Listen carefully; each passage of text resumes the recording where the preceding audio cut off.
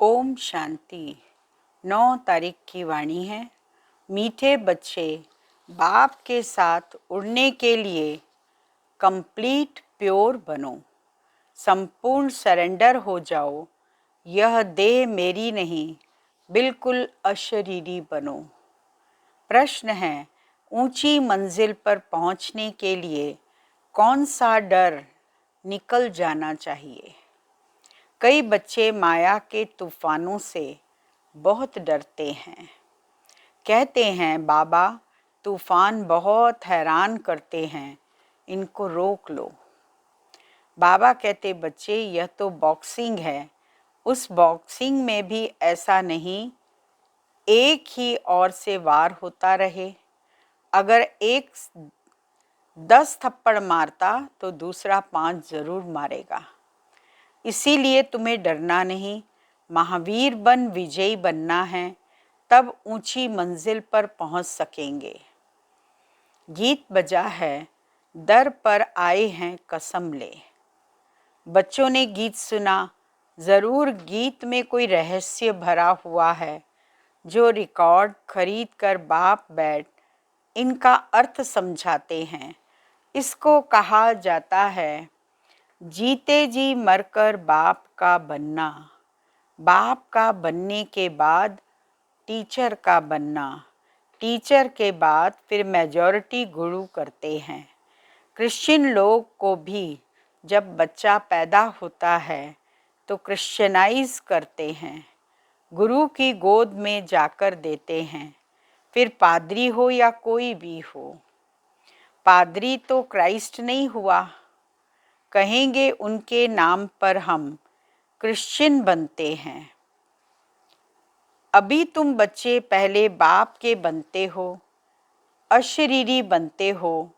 हमारा तन मन धन जो कुछ है वह बाबा को अर्पण करते हैं, जीते जी मरते हैं, अर्थात हम आत्मा उनके बनते हैं।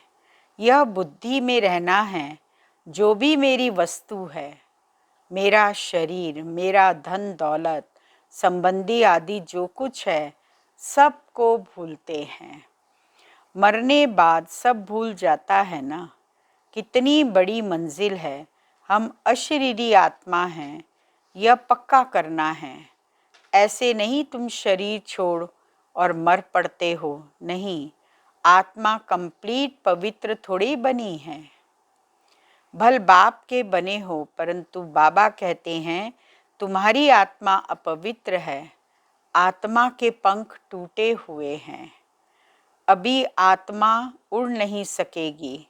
तमो प्रधान होने के कारण एक भी मनुष्य वापस जा नहीं सकते। माया ने एकदम पंख तोड़ दिए हैं। बाबा ने समझाया है, आत्मा सबसे तीखी जाती है, उनसे तीखी चीज़ कोई होती नहीं। आत्मा से कोई पहुंच नहीं सकता। पिछाड़ी में मच्छरों सदृश सब आत्माएं भागती हैं। कहाँ जाती हैं? बहुत दूर दूर, सूर्य चांद से भी पार। वहाँ से फिर लौटना नहीं है। उन्हों के रॉकेट आदि तो जाकर फिर लौट आते हैं। सूर्य तक तो पहुँच नहीं सकते, तुमको तो उससे भी बहुत दूर जाना है। सूक्ष्म वतन से ऊपर मूल वतन में जाना है। आत्मा को पंख मिल जाते हैं। हिसाब किताब चुकतू कर आत्मा पवित्र बन जाती है। कयामत के समय की महिमा बहुत लिखी हुई है।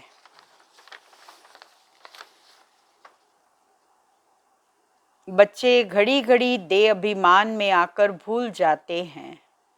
देही अभिमानी तब रहेंगे जब कंप्लीट सरेंडर होंगे।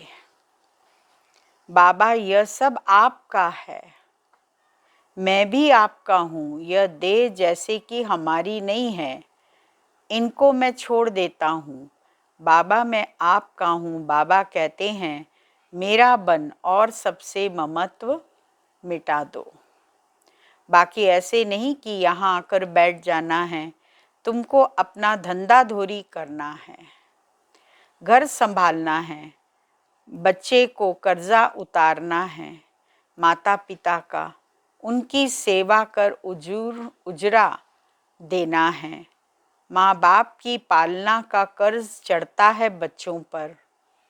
अब बाप तुम्हारी पालना कर रहे हैं। शुरू में जो भी आए थे सब ने झट सरेंडर कर दिया, अपने पास कुछ नहीं रखा, सरेंडर किया। उस धन से तुम बच्चे भारत को पावन बना रहे हो। भारत ही बिल्कुल पवित्र था। भारतवासियों जैसा पवित्र सुखी कोई हो नहीं सकता। भारत सबसे बड़ा तीर्थ है, जहाँ पतित पावन बाप आकर सारे सृष्टि को, पतितों को भी पवित्र बनाते हैं। अभी यह तत्व आदि सब दुश्मन हैं। अर्थक्वेक होगी, तूफान लगेंगे क्योंकि तमो प्रधान हैं, नेचुरल क्लैमिटीज आएंगी, बहुत दुख देंगी। इस समय सब दुख की चीज़ें हैं। सतयुग में है सब सुख की चीज़ें। वहाँ यह तूफान व गर्म वायु आदि कुछ नहीं होता। तुम्हारे में भी यह बातें बहुत थोड़े ही समझते हैं। आज हैं कल नहीं हैं तो कहेंगे कुछ नहीं समझा। बाबा फलाने को माया खा गई, समाचार लिखते हैं बाबा को। ऐसे होता रहता है। छोटे फूल बड़े हों तो उसमें फल आ जाएं, उसमें फिर दूसरों को आप समान बनाने की ताकत रहती है, उनका फल निकलता है। बाबा के बने फिर प्रजा भी बनानी है, वारिस भी बनना है। पंडे बन बाबा के पास आए, बस हम पहुंच गए, बड़ी मंजिल है। कहते हैं माया के तूफान बहुत आते हैं, तुम बाप के बने हो, तूफान तो आएंगे। कहते हैं बाबा हम आपके थे, आपसे वर्षा लिया था, फिर पुनर्जन्म लेते 84 जन्म पास किया, फिर आकर आपका बने हैं। मैं तो आपसे वर्षा लेकर छोड़ूंगा। तो ऐसे बाप को इतना याद करना पड़े और आप समान बनाए फल देना पड़े, नहीं तो माला कैसे बनेगी? बाप का वारिस कैसे बनाएंगे? प्रजा भी चाहिए, वारिस भी चाहिए जो गद्दी पर बैठें। बाप के पास तो बहुत आते हैं, फिर फारक्ती दे देते हैं।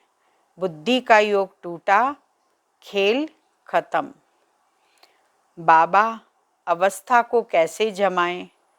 कोई तूफान न लगे, इसका रास्ता तो बताते ही रहते हैं। बाप को याद करो, तूफान तो लगेंगे। बॉक्सिंग में ऐसा कभी देखा जो कोई एक ही थप्पड़ खाता रहे? ज़रूर दोनों में ही हिम्मत होगी। 5 थप्पड़ अगर एक लगाएगा तो 10 दूसरा लगाता होगा। यह भी बॉक्सिंग है। बाप को याद करते रहेंगे तो माया भागती जाएगी, परंतु फट से तो नहीं होगा। माया से कुश्ती लड़नी है। ऐसे मत समझो माया थप्पड़ नहीं मारेगी, भल कोई भी हो, बड़ी बॉक्सिंग है। बहुत डर जाते हैं, माया एकदम नाक में दम कर देती है। युद्ध स्थल है ना, बुद्धि योग लगाने में माया बड़े विघ्न डालती है। मेहनत सारी योग में है। भल बाबा कहते हैं ज्ञानी तू आत्मा मुझे प्रिय है, परंतु ऐसे नहीं सिर्फ ज्ञान देने वाले प्रिय हैं, पहले तो योग पूरा चाहिए। बाबा को याद करना है, माया के विघ्नों से डरना नहीं। विश्व का मालिक बनते हो ना, सब बनेंगे। 16,108 की माला तो बहुत बड़ी है, अंत में आकर पूरी होगी। अब मैं फिर तुमको बदली कर देता हूँ। सिर्फ एक्सचेंज करते हैं ना। तो बाबा कहते हैं बच्चे अशरीरी बनो, मुझे याद करो, बुद्धि से सब कुछ सरेंडर करो। राजा हरिश्चंद्र की कथा है ना, बोला अमानत रख लो। बाबा कहते इन सभी शास्त्रों आदि का सार तुमको समझाता हूँ। मैंने ही तुम्हें ब्रह्मा मुख से राजा रानी बनाया था, फिर अब बनाता हूँ। कभी भी मनुष्य मनुष्य को गीता सुनाए, राजयोग सिखलाए, राजा रानी बना न सके, फिर गीता सुनने से क्या फ़ायदा। बाबा कहते हैं मैं खुद कल्प कल्प आकर तुमको स्वर्ग का मालिक बनाता हूँ। बाबा के पास समाचार आता है, फलाने ने एक ही ऐसा ज्ञान का तीर मारा जो मैं बाबा का बन गया। शास्त्रों में भी लिखा हुआ है, कुमारियों द्वारा बाण मरवाए। अरे बाप को क्यों भूले हो। इसको ज्ञान बाण कहा जाता है, सिर्फ बाप की याद दिलानी है, बाकी कोई हिंसक बाण की बात नहीं है। बाबा कहते हैं मैं ब्रह्मा मुख से सब शास्त्रों का राज तुम्हें समझाता हूँ। ब्रह्मा जो ज़रूर यहाँ होना चाहिए, उन्होंने फिर विष्णु की नाभि कमल पे ब्रह्मा दिखाया, जानते कुछ भी नहीं। अच्छा, मीठे मीठे सिकी लदे बच्चों प्रति मात पिता बाप दादा का याद प्यार और गुड मॉर्निंग। रूहानी बाप की रूहानी बच्चों को नमस्ते और रूहानी बच्चों की रूहानी बाबा को याद प्यार गुड मॉर्निंग नमस्ते। मुख्य सार है पहला पॉइंट, अब ज्ञानी तू आत्मा बनना है। सिर्फ ज्ञान सुनने सुनाने वाला नहीं, याद की भी मेहनत करनी है। अशरीरी होकर अशरीरी बाप को याद करना है।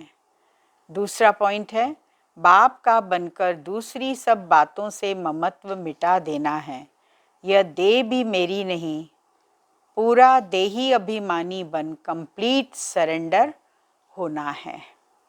वरदान है, मास्टर ऑलमाइटी अथॉरिटी की सीट पर सेट रहने वाले सहज और सदा के कर्म योगी भव। जैसे किसी मिशनरी को सेट किया जाता है तो एक बार सेट करने से फिर ऑटोमेटिकली चलती रहती है। इसी रीति से मास्टर ऑलमाइटी अथॉरिटी की स्टेज पर स्वयं को एक बार सेट कर दो तो कभी कमज़ोरी के शब्द नहीं निकलेंगे।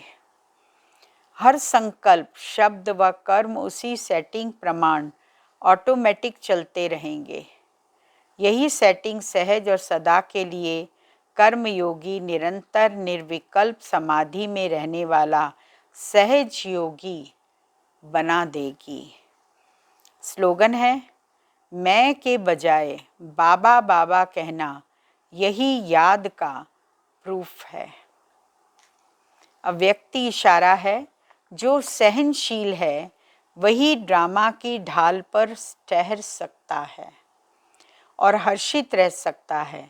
सहनशीलता नहीं तो ड्रामा की ढाल को पकड़ना भी मुश्किल है। इस समय जो भी करते हो उसमें करन करावन हार की स्मृति सदा रहे। कराने वाला बाप है, करने वाला निमित्त है। अगर यह स्मृति में रख कर्म करो तो अनुभव होगा कि साक्षी हो जैसे पार्ट बजा रहे हैं। ओम शांति।